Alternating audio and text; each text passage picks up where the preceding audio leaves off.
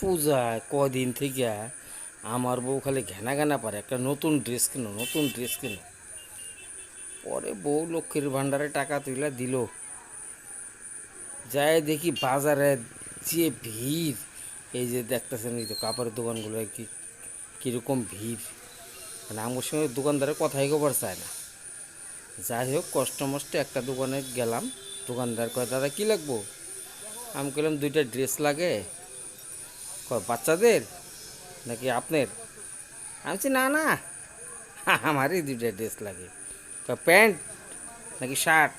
আমি বললাম, না না, একটা আন্ডার প্যান্ট আর একটা জাঙ্গিয়া। যেই কইছি, দোকানদার খেইপা কয় কি জানান, হাইদ নিম্বারের জায়গা পান না, না দেখেন না দোকানে এত ভিড়, মেয়ে ছেলে কাস্টমার ভর্তি দোকানের সামনে, আর আপনি আছেন জাঙ্গিয়া কিনবার, জান জান, কালী পূজার পরে আসেন।